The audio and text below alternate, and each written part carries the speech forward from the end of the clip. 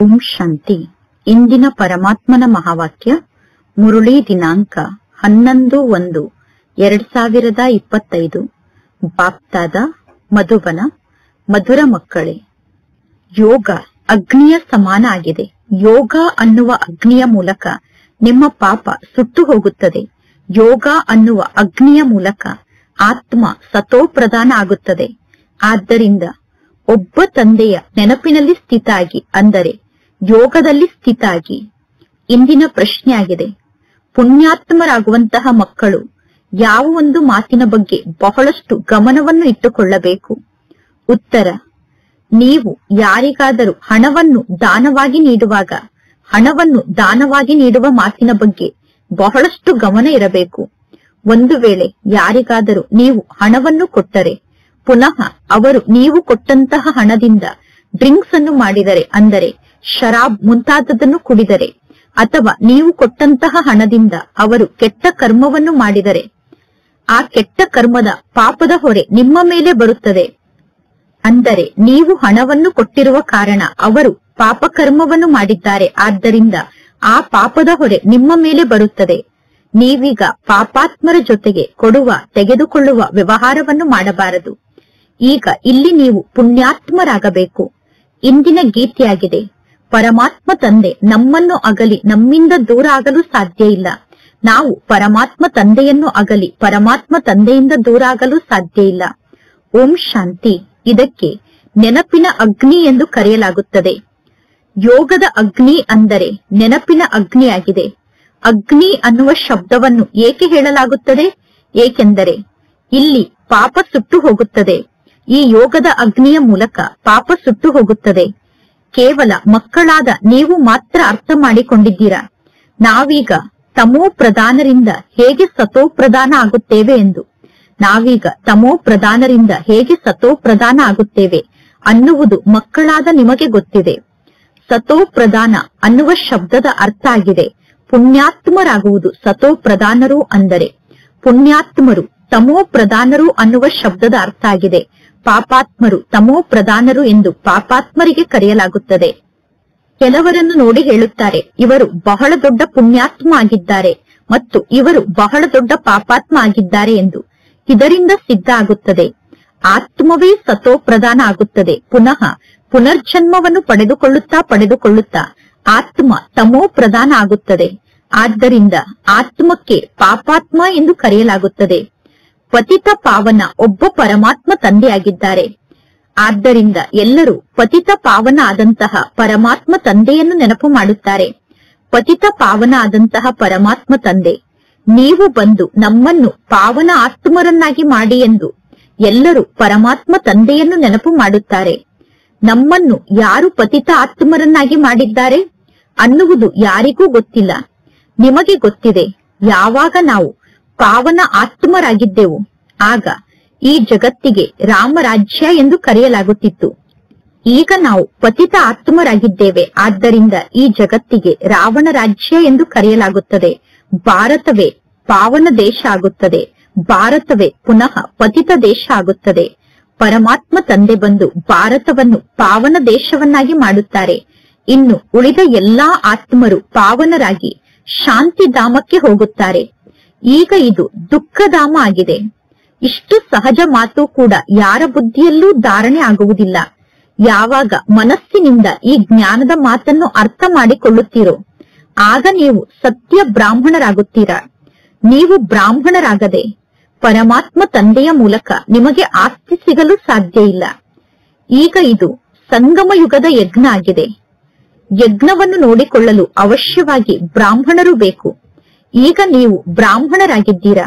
ನಿಮಗೆ ಗೊತ್ತಿದೆ, ಈಗ ಈ ಮೃತ್ಯು ಲೋಕದಲ್ಲಿ ಇದು ಅಂತಿಮ ಯಜ್ಞ ಆಗಿದೆ. ಮೃತ್ಯು ಲೋಕದಲ್ಲೇ ಯಜ್ಞಗಳು ನಡೆಯುತ್ತದೆ. ಅಂದರೆ ಮೃತ್ಯು ಲೋಕದಲ್ಲಿ ಯಜ್ಞಗಳನ್ನು ರಚನೆ ಮಾಡುತ್ತಾರೆ. ಅಮರ ಲೋಕದಲ್ಲಿ ಎಂದು ಯಜ್ಞವನ್ನು ಮಾಡುವುದಿಲ್ಲ. ಅಂದರೆ ಅಮರ ಲೋಕದಲ್ಲಿ ಯಜ್ಞವನ್ನು ರಚನೆ ಮಾಡುವುದಿಲ್ಲ. ಭಕ್ತರ ಬುದ್ಧಿಯಲ್ಲಿ ಈ ಜ್ಞಾನದ ಮಾತು ಕುಳಿತುಕೊಳ್ಳಲು ಸಾಧ್ಯ ಇಲ್ಲ. ಭಕ್ತಿಯೇ ಬೇರೆ ಆಗಿದೆ, ಜ್ಞಾನವೇ ಬೇರೆ ಆಗಿದೆ.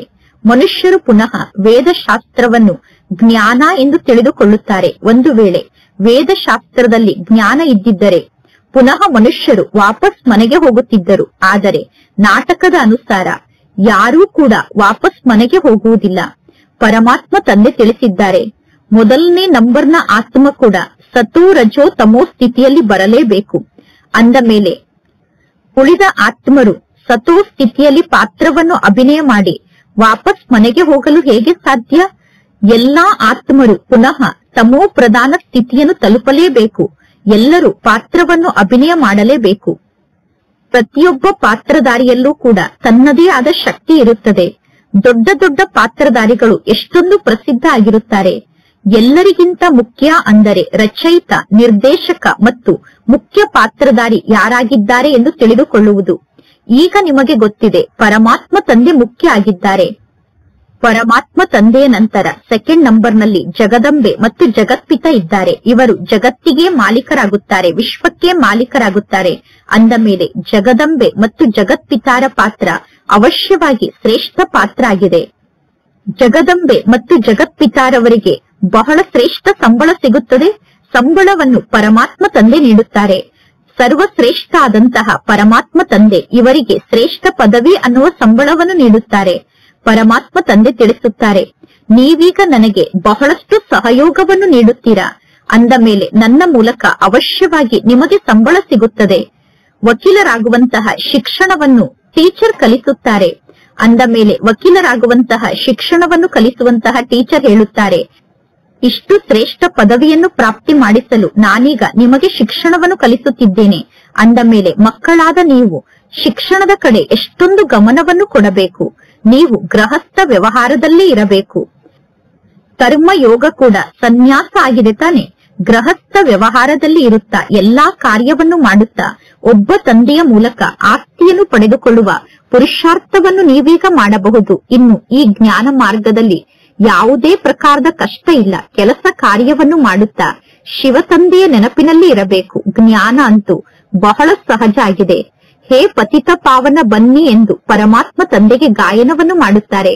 ಪತಿತ ಪಾವನ ತಂದೆ, ನೀವು ಬಂದು ನಮ್ಮನ್ನು ಪಾವನ ಮಾಡಿ ಎಂದು ಎಲ್ಲರೂ ತಂದೆಯನ್ನು ಕೂಗಿ ಕರೆಯುತ್ತಾರೆ. ಪಾವನ ಜಗತ್ತಿನಲ್ಲಿ ರಾಜ್ಯಧಾನಿ ಇತ್ತು. ಅಂದ ಮೇಲೆ ಪರಮಾತ್ಮ ತಂದೆ ಆ ಪಾವನ ರಾಜ್ಯಧಾನಿಗೆ ನಮ್ಮನ್ನು ಯೋಗ್ಯರನ್ನಾಗಿ ಮಾಡುತ್ತಾರೆ. ಈ ಜ್ಞಾನದ ಮುಖ್ಯವಾದ 2 ಸಬ್ಜೆಕ್ಟ್ ಅಂದರೆ ತಂದೆ ಮತ್ತು ಆಸ್ತಿಯಾಗಿದೆ. ಸ್ವದರ್ಶನ ಚಕ್ರಧಾರಿಗಳಾಗಿ ಮತ್ತು ಪರಮಾತ್ಮ ತಂದೆಯನ್ನು ನೆನಪು ಮಾಡಿ. ಆಗ ನೀವು ಸದಾ ಕಾಲಕ್ಕೋಸ್ಕರ ಆರೋಗ್ಯವಂತರು ಮತ್ತು ಸದಾ ಕಾಲಕ್ಕೋಸ್ಕರ ಸಂಪತ್ತುಳ್ಳವರಾಗುತ್ತೀರಾ. ಪರಮಾತ್ಮ ತಂದೆ ತಿಳಿಸುತ್ತಾರೆ, ನೀವೀಗ ತಂದೆಯಾದ ನನ್ನನ್ನು ನಿಮ್ಮ ಮನೆಯಾದ ಪರಮಧಾಮದಲ್ಲಿ ನೆನಪು ಮಾಡಿ. ಮನೆಯನ್ನೂ ಕೂಡ ನೀವೀಗ ನೆನಪು ಮಾಡಿ. ತಂದೆಯಾದ ನನ್ನನ್ನು ನೆನಪು ಮಾಡುವುದರಿಂದ ನೀವು ವಾಪಸ್ ಮನೆಗೆ ಹೋಗುತ್ತೀರಾ. ಸ್ವದರ್ಶನ ಚಕ್ರಧಾರಿ ಆಗುವುದರಿಂದ ನೀವು ಚಕ್ರವರ್ತಿ ರಾಜ ಆಗುತ್ತೀರಾ. ಈ ಜ್ಞಾನವನ್ನು ಬುದ್ಧಿಯಲ್ಲಿ ಚೆನ್ನಾಗಿ ಧಾರಣೆ ಮಾಡಿಕೊಳ್ಳಬೇಕು. ಈ ಸಮಯದಲ್ಲಿ ಎಲ್ಲರೂ ತಮೋ ಪ್ರಧಾನರಾಗಿದ್ದಾರೆ. ಸುಖಧಾಮದಲ್ಲಿ ಸುಖ, ಶಾಂತಿ, ಸಂಪತ್ತು ಎಲ್ಲವೂ ಪ್ರಾಪ್ತಿಯಾಗುತ್ತದೆ. ಸತ್ಯಯುಗದಲ್ಲಿ ಕೇವಲ ಒಂದೇ ಒಂದು ಧರ್ಮ ಇರುತ್ತದೆ. ಈಗ ನೋಡಿ, ಮನೆಯಲ್ಲೂ ಅಶಾಂತಿ ಇದೆ. ವಿದ್ಯಾರ್ಥಿಗಳನ್ನು ನೋಡಿ, ವಿದ್ಯಾರ್ಥಿಗಳು ಎಷ್ಟೊಂದು ಗಲಾಟೆಯನ್ನು ಮಾಡುತ್ತಿರುತ್ತಾರೆ. ವಿದ್ಯಾರ್ಥಿಗಳು ತಮ್ಮ ಹೊಸ ರಕ್ತವನ್ನು ತೋರಿಸುತ್ತಾರೆ. ಈ ಜಗತ್ತು ತಮೋ ಪ್ರಧಾನ ಜಗತ್ತಾಗಿದೆ. ಸತ್ಯುಗ ಹೊಸ ಜಗತ್ತಾಗಿದೆ. ಪರಮಾತ್ಮ ತಂದೆ ಸಂಗಮ ಯುಗದಲ್ಲಿ ಬಂದಿದ್ದಾರೆ. ಈ ಸಂಗಮ ಯುಗದಲ್ಲೇ ಮಹಾಭಾರತ ಯುದ್ಧ ನಡೆಯುತ್ತದೆ. ಈಗ ಈ ಜಗತ್ತು ಪರಿವರ್ತನೆ ಆಗುತ್ತದೆ. ಪರಮಾತ್ಮ ತಂದೆ ತಿಳಿಸುತ್ತಾರೆ, ನಾನು ಹೊಸ ಜಗತ್ತನ್ನು ಸ್ಥಾಪನೆ ಮಾಡಲು ಸಂಗಮ ಯುಗದಲ್ಲೇ ಬರುತ್ತೇನೆ. ಅಂದ ಮೇಲೆ ಈ ಸಂಗಮ ಯುಗಕ್ಕೆ ಪುರುಷೋತ್ತಮ ಸಂಗಮ ಯುಗ ಎಂದು ಕರೆಯಲಾಗುತ್ತದೆ. ಪುರುಷೋತ್ತಮ ಮಾಸ, ಪುರುಷೋತ್ತಮ ಸಂವತ್ಸರವನ್ನು ಆಚರಣೆ ಮಾಡುತ್ತಾರೆ. ಆದರೆ ಈ ಪುರುಷೋತ್ತಮ ಸಂಗಮ ಯುಗದ ಬಗ್ಗೆ ಯಾರಿಗೂ ಗೊತ್ತಿಲ್ಲ. ಸಂಗಮ ಯುಗದಲ್ಲೇ ಪರಮಾತ್ಮ ತಂದೆ ಬಂದು ನಿಮ್ಮನ್ನು ವಜ್ರ ಸಮಾನ ಮಾಡುತ್ತಾರೆ. ಪುನಃ ಮಕ್ಕಳಾದ ನೀವು ನಂಬರ್ ವಾರಾಗಿ ವಜ್ರ ಸಮಾನ ಆಗುತ್ತೀರಾ. ಮಕ್ಕಳಾದ ನಿಮ್ಮಲ್ಲಿ ನಂಬರ್ ವಾರಂತೂ ಇದ್ದೀರಾ. ವಜ್ರ ಸಮಾನ ಆದಂತಹ ಆತ್ಮರು ರಾಜರಾಗುತ್ತಾರೆ. ಇನ್ನು ಪ್ರಜೆಗಳು ಚಿನ್ನದ ಸಮಾನ ಆಗಿರುತ್ತಾರೆ. ಯಾರು ಚಿನ್ನದ ಸಮಾನ ಆಗಿದ್ದಾರೋ ಅವರು ಪ್ರಜೆಗಳಾಗುತ್ತಾರೆ. ಮಕ್ಕಳಾದ ನೀವು ಪರಮಾತ್ಮ ತಂದೆಗೆ ಮಗುವಾಗಿ ಜನ್ಮವನ್ನು ಪಡೆದುಕೊಂಡಿದ್ದೀರಾ. ಅಂದ ಮೇಲೆ ತಂದೆಯ ಆಸ್ತಿಗೆ ಅಧಿಕಾರಿಯಾಗಿದ್ದೀರಾ. ಮಗು ಜನ್ಮವನ್ನು ಪಡೆದುಕೊಂಡ ತಕ್ಷಣ ಆಸ್ತಿಗೆ ಅಧಿಕಾರಿಯಾದಂತೆ ನೀವೀಗ ಪಾವನ ಜಗತ್ತಿಗೆ ಅಧಿಕಾರಿಗಳಾಗುತ್ತೀರಾ. ಪುನಃ ಆ ಪಾವನ ಜಗತ್ತಿನಲ್ಲಿ ಶ್ರೇಷ್ಠ ಪದವಿಯನ್ನು ಪಡೆದುಕೊಳ್ಳಲು ಪುರುಷಾರ್ಥವನ್ನು ಮಾಡಬೇಕು. ಈ ಸಮಯದಲ್ಲಿ ನೀವು ಯಾವ ಪುರುಷಾರ್ಥವನ್ನು ಮಾಡುತ್ತೀರೋ ಪ್ರತಿ ಕಲ್ಪದಲ್ಲೂ ನಿಮ್ಮ ಮೂಲಕ ಅಂತಹ ಪುರುಷಾರ್ಥ ನಡೆಯುತ್ತದೆ. ಕಲ್ಪ ಕಲ್ಪದಲ್ಲೂ ನೀವು ಇದೇ ರೀತಿ ಪುರುಷಾರ್ಥವನ್ನು ಮಾಡುತ್ತೀರಾ ಎಂದು ತಂದೆ ತಿಳಿದುಕೊಳ್ಳುತ್ತಾರೆ. ಇದಕ್ಕಿಂತ ಜಾಸ್ತಿ ಪುರುಷಾರ್ಥವನ್ನು ಮುಂದಿನ ಕಲ್ಪದಲ್ಲಿ ನೀವು ಮಾಡಲು ಸಾಧ್ಯ ಇಲ್ಲ. ಜನ್ಮ ಜನ್ಮಾಂತರ ಕಲ್ಪ ಕಲ್ಪಾಂತರಕ್ಕೋಸ್ಕರ ಇಂಥವರು ಪ್ರಜೆಗಳೇ ಆಗುತ್ತಾರೆ ಎಂದು ತಂದೆ ತಿಳಿಸುತ್ತಾರೆ. ಇಂಥವರು ಶ್ರೀಮಂತ ಪ್ರಜೆಗಳ ಬಳಿ ದಾಸದಾಸಿಯಾಗುತ್ತಾರೆ ಎಂದು ತಂದೆ ಹೇಳುತ್ತಾರೆ. ಮಕ್ಕಳು ನಂಬರ್ವಾರಂತೂ ಆಗುತ್ತೀರಾ. ಶಿಕ್ಷಣದ ಆಧಾರದಿಂದ ಎಲ್ಲರ ಪದವಿಯ ಬಗ್ಗೆ ಗೊತ್ತಾಗುತ್ತದೆ. ಪರಮಾತ್ಮ ತಂದೆ ತಕ್ಷಣ ತಿಳಿಸುತ್ತಾರೆ. ಇಂತಹ ಪರಿಸ್ಥಿತಿಯಲ್ಲಿ ಒಂದು ವೇಳೆ ನಾಳೆ ನೀವು ಶರೀರವನ್ನು ತ್ಯಾಗ ಮಾಡಿದರೆ ನೀವು ಯಾವ ಪದವಿಯನ್ನು ಪಡೆದುಕೊಳ್ಳಬಹುದು? ದಿನ ಪ್ರತಿದಿನ ಕಳೆದಂತೆ ಸಮಯ ಕಡಿಮೆ ಆಗುತ್ತಾ ಹೋಗುತ್ತದೆ. ಒಂದು ವೇಳೆ ಯಾರಾದರೂ ಶರೀರವನ್ನು ತ್ಯಾಗ ಮಾಡಿದರೆ ಅಂತವರು ಪುನಃ ಈ ಜ್ಞಾನದ ಶಿಕ್ಷಣವನ್ನು ಕಲಿಯಲು ಸಾಧ್ಯ ಇಲ್ಲ.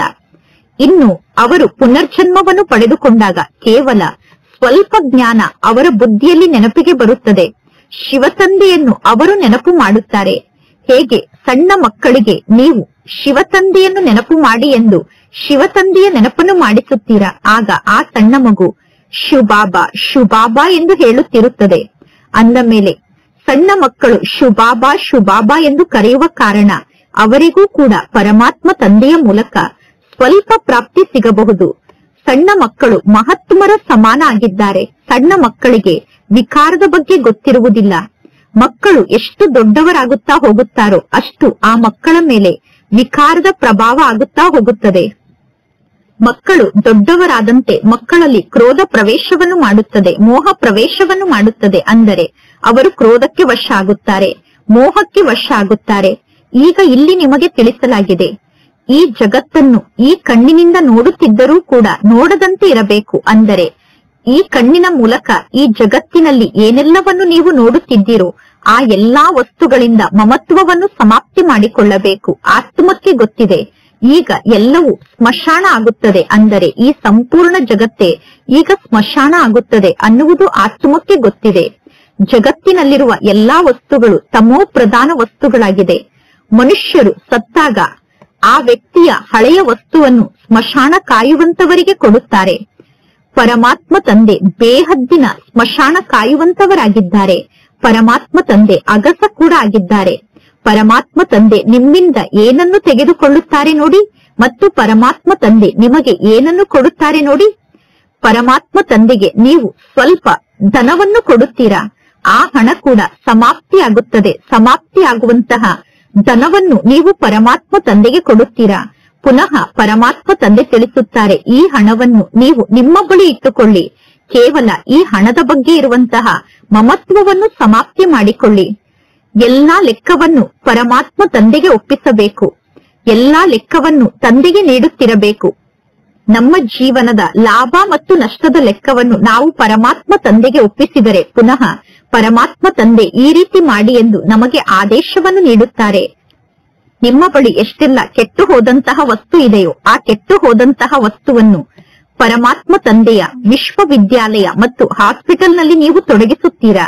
ವಿಶ್ವವಿದ್ಯಾಲಯದ ಮೂಲಕ ಎಲ್ಲರಿಗೂ ಸಂಪತ್ತು ಪ್ರಾಪ್ತಿಯಾಗುತ್ತದೆ. ಹಾಸ್ಪಿಟಲ್ನ ಮೂಲಕ ಎಲ್ಲರಿಗೂ ಆರೋಗ್ಯ ಪ್ರಾಪ್ತಿಯಾಗುತ್ತದೆ. ಹಾಸ್ಪಿಟಲ್ ಇರುವುದೇ ರೋಗಿಗಳಿಗೋಸ್ಕರ, ವಿಶ್ವವಿದ್ಯಾಲಯ ಇರುವುದೇ ಶಿಕ್ಷಣವನ್ನು ಕಲಿಯುವುದಕ್ಕೋಸ್ಕರ. ಇಲ್ಲಿ ಹಾಸ್ಪಿಟಲ್ ಮತ್ತು ಕಾಲೇಜ್ ಎರಡು ಒಟ್ಟಿಗೆ ಇದೆ. ಇಲ್ಲಿ ಹಾಸ್ಪಿಟಲ್ ಅಥವಾ ಕಾಲೇಜನ್ನು ತೆರೆಯಲು ಕೇವಲ 3 ಹೆಜ್ಜೆ ಭೂಮಿ ಬೇಕು. ಯಾರ ಬಳಿ ಏನೂ ಇಲ್ಲವೋ ಅವರು ಕೇವಲ 3 ಹೆಜ್ಜೆ ಭೂಮಿಯನ್ನು ಪರಮಾತ್ಮ ತಂದೆಗೆ ಕೊಟ್ಟರೆ ಸಾಕು. ಆ 3 ಹೆಜ್ಜೆ ಭೂಮಿಯಲ್ಲಿ ಕ್ಲಾಸ್ ಅನ್ನು ಪ್ರಾರಂಭ ಮಾಡಬಹುದು. 3 ಹೆಜ್ಜೆ ಭೂಮಿಯಲ್ಲಿ ಕ್ಲಾಸ್ ಅನ್ನು ಪ್ರಾರಂಭ ಮಾಡಿ. 3 ಹೆಜ್ಜೆ ಭೂಮಿಯಲ್ಲಿ ಅವರು ಕುಳಿತುಕೊಳ್ಳುವಷ್ಟು ಸ್ಥಾನ ಅಂತೂ ಇರುತ್ತದೆ ತಾನೆ. 3 ಹೆಜ್ಜೆ ಭೂಮಿಯಲ್ಲಿ ಕೇವಲ ಕುಳಿತುಕೊಳ್ಳುವಷ್ಟು ಸ್ಥಾನ ಇರುತ್ತದೆ. ಆಸನ ಕೂಡ 3 ಹೆಜ್ಜೆ ಭೂಮಿಯಷ್ಟು ದೊಡ್ಡದಾಗಿರುತ್ತದೆ. 3 ಹೆಜ್ಜೆ ಭೂಮಿಯಲ್ಲಿ ಯಾರೇ ಬಂದರೂ ನೀವು ಚೆನ್ನಾಗಿ ಅವರಿಗೆ ಜ್ಞಾನವನ್ನು ತಿಳಿಸಬಹುದು. ಆ 3 ಹೆಜ್ಜೆ ಭೂಮಿಗೆ ಬಂದು ಯಾರು ಬೇಕಾದರೂ ಚೆನ್ನಾಗಿ ಜ್ಞಾನವನ್ನು ಅರ್ಥ ಮಾಡಿಕೊಳ್ಳುತ್ತಾರೆ. ಯಾರೇ ಬಂದರೂ ಅವರನ್ನು ಆಸನದ ಮೇಲೆ ಕೂರಿಸಿ ಅವರಿಗೆ ಪರಮಾತ್ಮ ತಂದೆಯ ಪರಿಚಯವನ್ನು ನೀಡಬೇಕು. ಸೇವೆಯನ್ನು ಮಾಡುವುದಕ್ಕೋಸ್ಕರ ಪರಮಾತ್ಮ ತಂದೆ ಬಹಳಷ್ಟು ಬ್ಯಾಡ್ಜ್ ಅನ್ನು ನಿರ್ಮಾಣ ಮಾಡಿಸುತ್ತಿದ್ದಾರೆ. ಈ ಬ್ಯಾಡ್ಜ್ ನ ಮೂಲಕ ಜ್ಞಾನವನ್ನು ತಿಳಿಸುವುದು ಬಹಳ ಸಹಜ ಆಗಿದೆ. ನಿಮ್ಮ ಬಳಿ ಬಹಳ ಒಳ್ಳೆಯ ಚಿತ್ರ ಕೂಡ ಇದೆ. ಆ ಚಿತ್ರದ ಕೆಳಗಡೆ ಸಂಪೂರ್ಣ ಜ್ಞಾನದ ಮಾತನ್ನು ಬರೆಯಲಾಗಿದೆ. ಈ ಬ್ಯಾಡ್ಜ್ ನ ಮೂಲಕ ಬಹಳಷ್ಟು ಸೇವೆ ನಡೆಯುತ್ತದೆ. ದಿನ ಪ್ರತಿದಿನ ಕಳೆದಂತೆ ಕಷ್ಟಗಳು ಎಷ್ಟು ಜಾಸ್ತಿ ಬರುತ್ತಾ ಹೋಗುತ್ತದೆಯೋ, ದಿನ ಪ್ರತಿದಿನ ಕಳೆದಂತೆ ಯಾವಾಗ ಜಾಸ್ತಿ ಕಷ್ಟ ಬರುತ್ತದೆಯೋ ಆಗ ಮನುಷ್ಯರಿಗೆ ವೈರಾಗ್ಯ ಬರುತ್ತದೆ ಮತ್ತು ಮನುಷ್ಯರು ಆಗ ಪರಮಾತ್ಮ ತಂದೆಯನ್ನು ನೆನಪು ಮಾಡಲು ಪ್ರಾರಂಭ ಮಾಡುತ್ತಾರೆ. ಆತ್ಮನಾದ ನಾನು ಅವಿನಾಶಿ ಆತ್ಮನಾಗಿದ್ದೇನೆ. ನಾನೀಗ ಅವಿನಾಶಿ ಪರಮಾತ್ಮ ತಂದೆಯನ್ನು ನೆನಪು ಮಾಡಬೇಕು. ಪರಮಾತ್ಮ ತಂದೆ ಸ್ವಯಂ ತಿಳಿಸುತ್ತಾರೆ, ತಂದೆಯಾದ ನನ್ನನ್ನು ನೀವು ನೆನಪು ಮಾಡಿ. ಆಗ ನಿಮ್ಮ ಜನ್ಮ ಜನ್ಮಾಂತರದ ಪಾಪ ಕರ್ಮ ನಾಶ ಆಗುತ್ತದೆ.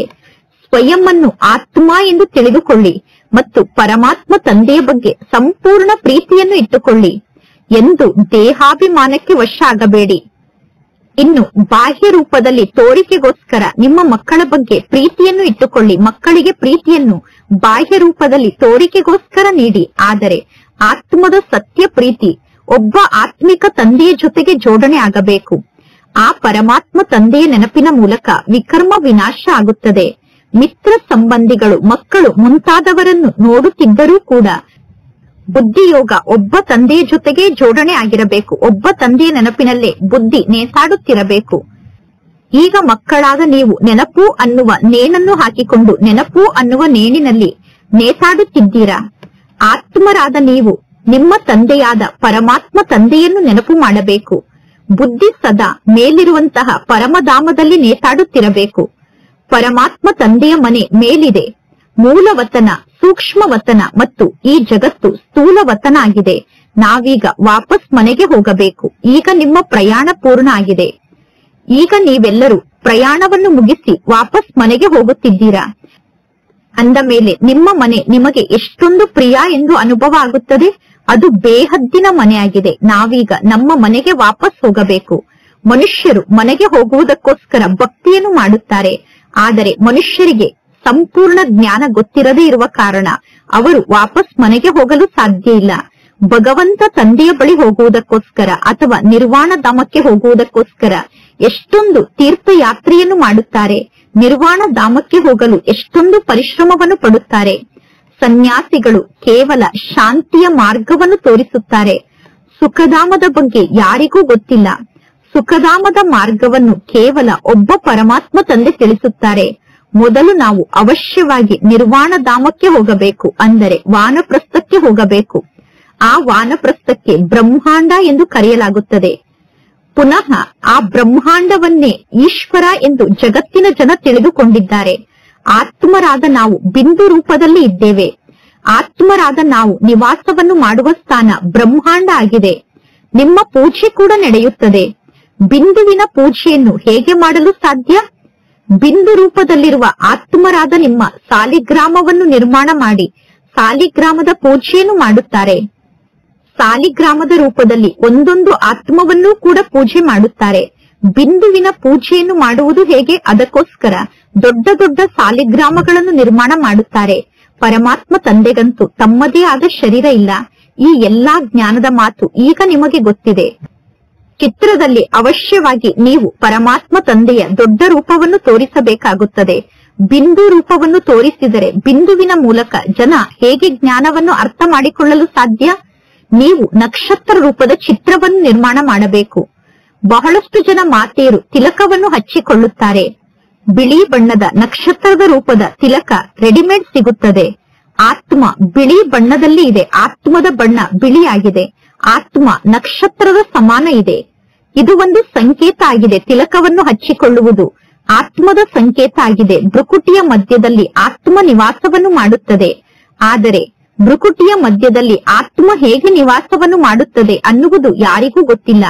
ಪರಮಾತ್ಮ ತಂದೆ ತಿಳಿಸುತ್ತಾರೆ, ಇಷ್ಟು ಸಣ್ಣ ಆತ್ಮದಲ್ಲಿ ಎಷ್ಟೊಂದು ಜ್ಞಾನ ಇದೆ. ಜಗತ್ತಿನ ಜನ ಅನೇಕ ಬಾಂಬ್ಸ್ ಅನ್ನು ನಿರ್ಮಾಣ ಮಾಡುತ್ತಾರೆ. ಆಶ್ಚರ್ಯದ ಮಾತು ಅಂದರೆ ಇಷ್ಟು ಸಣ್ಣ ಆತ್ಮದಲ್ಲಿ ಎಷ್ಟು ದೊಡ್ಡ ಪಾತ್ರ ಫಿಕ್ಸ್ ಆಗಿದೆ ನೋಡಿ. ಇದು ಬಹಳಷ್ಟು ರಹಸ್ಯದ ಮಾತಾಗಿದೆ. ಇಷ್ಟು ಸಣ್ಣ ಆತ್ಮ ಶರೀರದ ಮೂಲಕ ಎಷ್ಟೊಂದು ಕಾರ್ಯವನ್ನು ಮಾಡುತ್ತದೆ.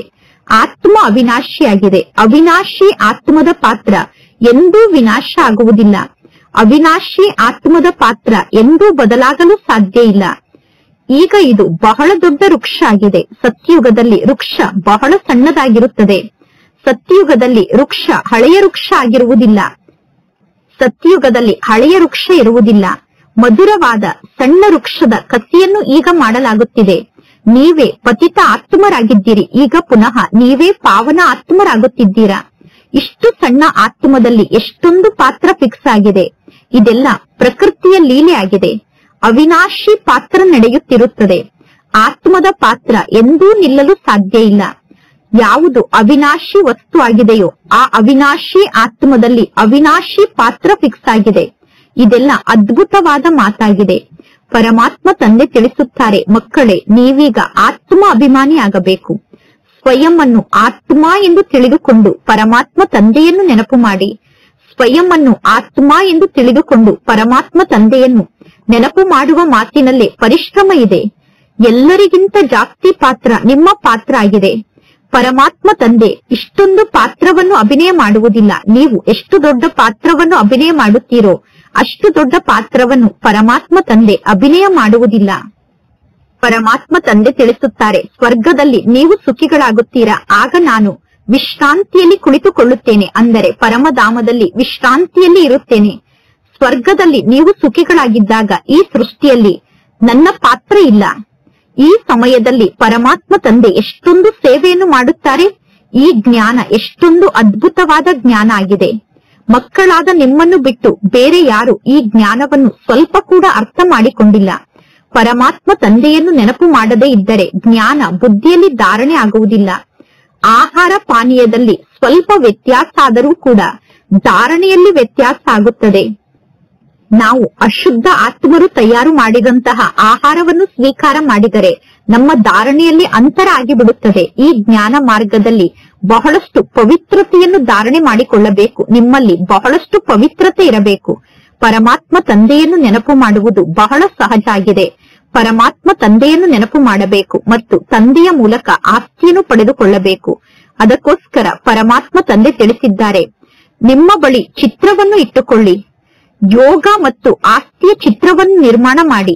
ಯೋಗದ ಚಿತ್ರ, ತಂದೆ ನೀಡುತ್ತಿರುವ ಆಸ್ತಿಯ ಚಿತ್ರವನ್ನು ನಿರ್ಮಾಣ ಮಾಡಿಸಿ. ಆಗ ನಿಮಗೆ ಆ ಚಿತ್ರವನ್ನು ನೋಡಿ ನಶೆ ಜಾಸ್ತಿ ಆಗುತ್ತದೆ. ನಾವೀಗ ಬ್ರಾಹ್ಮಣರಿಂದ ದೇವತೆಗಳಾಗುತ್ತಿದ್ದೇವೆ.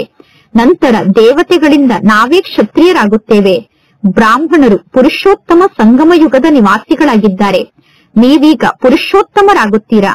ಮನುಷ್ಯರಿಗೆ ಈ ಜ್ಞಾನದ ಮಾತು ಗೊತ್ತಿಲ್ಲ. ಮನುಷ್ಯರ ಬುದ್ಧಿಯಲ್ಲಿ ಈ ಜ್ಞಾನದ ಮಾತನ್ನು ಧಾರಣೆ ಮಾಡಿಸಲು ನೀವು ಎಷ್ಟೊಂದು ಪರಿಶ್ರಮವನ್ನು ಪಡಬೇಕಾಗುತ್ತದೆ. ದಿನ ಪ್ರತಿದಿನ ಕಳೆದಂತೆ ನೀವು ಎಷ್ಟು ಜ್ಞಾನವನ್ನು ಜಾಸ್ತಿ ಅರ್ಥ ಮಾಡಿಕೊಳ್ಳುತ್ತೀರೋ ಅಷ್ಟು ಖುಷಿ ಜಾಸ್ತಿ ಆಗುತ್ತದೆ. ಈಗ ಮಕ್ಕಳಿಗೆ ಗೊತ್ತಿದೆ, ಪರಮಾತ್ಮ ತಂದೆ ಬಹಳಷ್ಟು ನಮ್ಮ ಕಲ್ಯಾಣವನ್ನು ಮಾಡುತ್ತಿದ್ದಾರೆ. ಕಲ್ಪ ಕಲ್ಪದಲ್ಲೂ ನಾವು ಏರುವ ಕಲೆಗೆ ಹೋಗುತ್ತೇವೆ. ನೀವು ಮನೆಯಲ್ಲೇ ಇದ್ದು ಶರೀರ ನಿರ್ವಹಣೆಗೋಸ್ಕರ ಎಲ್ಲಾ ಕಾರ್ಯವನ್ನು ಮಾಡಬೇಕು. ಆದರೆ ಶಿವ ತಂದೆಯ ಭಂಡಾರದಿಂದ ನಾನು ಊಟವನ್ನು ಮಾಡುತ್ತಿದ್ದೇನೆ ಅನ್ನುವ ನೆನಪು ಇರಬೇಕು. ನೀವು ಶಿವ ತಂದೆಯನ್ನು ನೆನಪು ಮಾಡುತ್ತಿದ್ದರೆ ನಿಮ್ಮ ಕಾಲಕಂಟಕಗಳು ದೂರ ಆಗುತ್ತದೆ. ನಂತರ ನೀವು ಈ ಹಳೆಯ ಶರೀರವನ್ನು ತ್ಯಾಗ ಮಾಡಿ ವಾಪಸ್ ಮನೆಗೆ ಹೋಗುತ್ತೀರಾ. ಮಕ್ಕಳಿಗೆ ಗೊತ್ತಿದೆ, ಶಿವ ತಂದೆ ನಮ್ಮಿಂದ ಏನನ್ನೂ ತೆಗೆದುಕೊಳ್ಳುವುದಿಲ್ಲ. ಪರಮಾತ್ಮ ತಂದೆ ಸ್ವಯಂ ದಾತ ಆಗಿದ್ದಾರೆ. ಪರಮಾತ್ಮ ತಂದೆ ತಿಳಿಸುತ್ತಾರೆ, ನೀವೀಗ ನನ್ನ ಶ್ರೀಮತದಂತೆ ನಡೆಯಿರಿ. ನೀವೀಗ ಯಾರಿಗೆ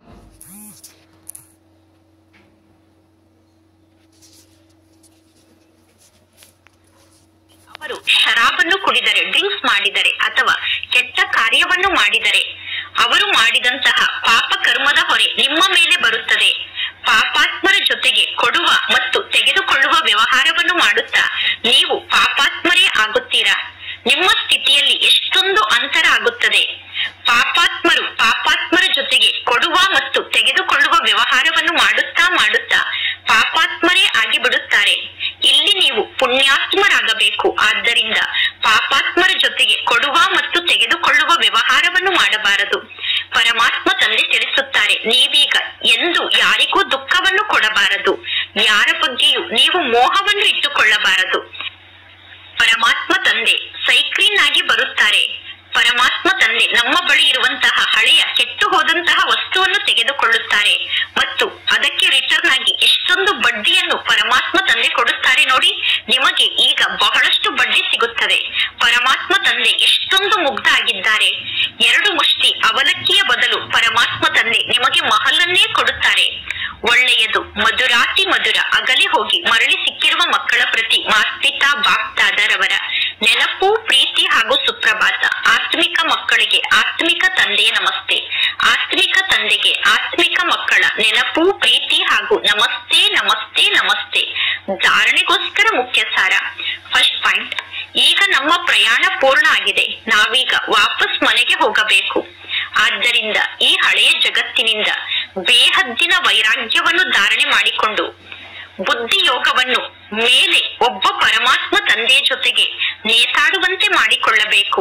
ಸೆಕೆಂಡ್ ಪಾಯಿಂಟ್, ಸಂಗಮ ಯುಗದಲ್ಲಿ ಪರಮಾತ್ಮ ತಂದೆ ಯಾವ ಯಜ್ಞವನ್ನು ರಚನೆ ಮಾಡಿದ್ದಾರೋ ಆ ಯಜ್ಞದ ರಕ್ಷಣೆಯನ್ನು ಮಾಡುವುದಕ್ಕೋಸ್ಕರ ಸತ್ಯ ಸತ್ಯ ಪವಿತ್ರ ಬ್ರಾಹ್ಮಣರಾಗಬೇಕು. ಕೆಲಸ ಕಾರ್ಯವನ್ನು ಮಾಡುತ್ತಿದ್ದರೂ ಕೂಡ ಒಬ್ಬ ತಂದೆಯ ನೆನಪಿನಲ್ಲೇ ಇರಬೇಕು. ಇಂದಿನ ವರದಾನ ಆಗಿದೆ. ಆದಿರತ್ನ ನಾನು ಅನ್ನುವ ಸ್ಮೃತಿಯ ಮೂಲಕ ನಿಮ್ಮ ಜೀವನದ ಬೆಲೆಯನ್ನು ಅರ್ಥ ಮಾಡಿಕೊಳ್ಳುವಂತಹ ಸದಾ ಸಮರ್ಥ ಆತ್ಮರಾಗಿ. ಹೇಗೆ ಬ್ರಹ್ಮ ತಂದೆ ಆದಿದೇವ ಆಗಿದ್ದಾರೆ, ಅದೇ ರೀತಿ ಬ್ರಹ್ಮ ಕುಮಾರ್ ಬ್ರಹ್ಮ ಕುಮಾರಿಯರು ಕೂಡ ಆದಿರತ್ನ ಆಗಿದ್ದೀರಾ. ಆದಿದೇವನಿಗೆ ಮಕ್ಕಳಾದ ನೀವು ಮಾಸ್ಟರ್ ಆದಿದೇವ ಆಗಿದ್ದೀರಾ. ಸ್ವಯಂ ಅನ್ನು ಆದಿರತ್ನ ಎಂದು ತಿಳಿದುಕೊಂಡಾಗ ಜೀವನದ ಬೆಲೆಯನ್ನು ಅರ್ಥ ಮಾಡಿಕೊಳ್ಳಲು ಸಾಧ್ಯ. ನಿಮ್ಮನ್ನು ನೀವು ಆದಿರತ್ನ ಎಂದು ತಿಳಿದುಕೊಂಡಾಗ ನಿಮ್ಮ ಜೀವನದ ಬೆಲೆ ನಿಮಗೆ ಅರ್ಥ ಆಗುತ್ತದೆ. ಏಕೆಂದರೆ ಆದಿರತ್ನ ಅಂದರೆ ಪ್ರಭುವಿನ ರತ್ನ, ಈಶ್ವರಿಯ ರತ್ನ. ಪ್ರಭುವಿನ ರತ್ನ ಮತ್ತು ಈಶ್ವರನ ರತ್ನಕ್ಕೆ ಎಷ್ಟೊಂದು ಬೆಲೆ ಇದೆ. ಆದ್ದರಿಂದ ಸ್ವಯಂ ಅನ್ನು ಆದಿದೇವನ ಮಗು, ಮಾಸ್ಟರ್ ಆದಿದೇವ, ಮಾಸ್ಟರ್ ಆದಿರತ್ನ ಎಂದು ತಿಳಿದುಕೊಂಡು ಪ್ರತಿಯೊಂದು ಕಾರ್ಯವನ್ನು ಮಾಡಿ. ಆಗ ಸಮರ್ಥ ಭವ ಅನ್ನುವ ವರದಾನ ಪ್ರಾಪ್ತಿಯಾಗುತ್ತದೆ. ಆಗ ನಿಮ್ಮ ಯಾವ ಖಾತೆಯು ವ್ಯರ್ಥ ಆಗಲು ಸಾಧ್ಯ ಇಲ್ಲ. ಇಂದಿನ ಸ್ಲೋಗನ್ ಆಗಿದೆ, ಮೋಸ ಹೋಗುವುದಕ್ಕಿಂತ ಮೊದಲೇ ಯಾರು ಪರೀಕ್ಷೆ ಮಾಡಿ ಸ್ವಯಂ ಅನ್ನು ರಕ್ಷಣೆ ಮಾಡಿಕೊಳ್ಳುತ್ತಾರೋ ಅವರೇ ಜ್ಞಾನಿ ಆತ್ಮರಾಗಿದ್ದಾರೆ. ನಾವೀಗ ಜ್ಞಾನಿ ಆತ್ಮರಾಗಿದ್ದೇವೆ ಅಂದ ಮೇಲೆ ಮಾಯೆಯ ಮೂಲಕ ಮೋಸ ಹೋಗುವುದಕ್ಕಿಂತ ಮೊದಲೇ ಮಾಯೆಯನ್ನು ಪರೀಕ್ಷೆ ಮಾಡಿ ಸ್ವಯಂನ ರಕ್ಷಣೆಯನ್ನು ಮಾಡಿಕೊಳ್ಳಬೇಕು. ಒಳ್ಳೆಯದು. ಅವ್ಯಕ್ತ ಮಾಸ ಆದಂತಹ ಈ ಜನವರಿ ತಿಂಗಳಲ್ಲಿ ಬ್ರಹ್ಮ ತಂದೆಯ ಸಮಾನ ಸಂಪನ್ನ ಆಗುವುದಕ್ಕೋಸ್ಕರ ಇಂದಿನ ಅವ್ಯಕ್ತ ಸೂಚನೆ ಆಗಿದೆ. ನಿಮ್ಮ ಶಕ್ತಿಶಾಲಿ ಮನಸ್ಸಿನ ಮೂಲಕ ಶಕ್ತಿಯ ಸಹಯೋಗವನ್ನು ನೀಡುವಂತಹ ಸೇವೆಯನ್ನು ಮಾಡಿ. ಈಗ ಸೇವೆಯಲ್ಲಿ ಎಲ್ಲರಿಗೂ ಶಕ್ತಿಯ ಸಹಯೋಗವನ್ನು ನೀಡಿ ಬುದ್ಧಿಯನ್ನು ಪರಿವರ್ತನೆ ಮಾಡುವಂತಹ ಸೇವೆಯನ್ನು ನಿಮ್ಮ ಸೇವೆಯಲ್ಲಿ ಸೇರಿಸಿಕೊಳ್ಳಿ. ಪುನಃ ನೋಡಿ, ಸಫಲತೆ ನಿಮ್ಮ ಸಮ್ಮುಖದಲ್ಲಿ ಸ್ವಯಂ ಬಾಗುತ್ತದೆ. ಯಾವಾಗ ಅನ್ಯರ ಬುದ್ಧಿಯನ್ನು ಪರಿವರ್ತನೆ ಮಾಡುವಂತಹ ಸೇವೆಯನ್ನು ಮಾಡುತ್ತೀರೋ ಆಗ ಸಫಲತೆ ನಿಮ್ಮ ಸಮ್ಮುಖದಲ್ಲಿ ಸ್ವಯಂ ಬಾಗುತ್ತದೆ. ಸೇವೆಯಲ್ಲಿ ಎಷ್ಟೆಲ್ಲಾ ವಿಘ್ನ ಬರುತ್ತದೆಯೋ ಆ ವಿಘ್ನದ ಪರದೆಯ ಒಳಗಡೆ ಕಲ್ಯಾಣದ ದೃಶ್ಯ ಸಮಾವೇಶ ಆಗಿದೆ. ಕೇವಲ ಮನಸ್ಸಿನ ಶಕ್ತಿಯ ಮೂಲಕ, ವಾಣಿಯ ಶಕ್ತಿಯ ಮೂಲಕ ಆ ವಿಘ್ನದ ಪರದೆಯನ್ನು ಸರಿಸಿಬಿಡಿ. ಆಗ ಅದರ ಒಳಗಡೆ ಸಮಾವೇಶ ಆಗಿರುವಂತಹ ಕಲ್ಯಾಣದ ದೃಶ್ಯ ನಿಮಗೆ ಕಾಣಿಸುತ್ತದೆ. ಒಳ್ಳೆಯದು. ಓಂ ಶಾಂತಿ.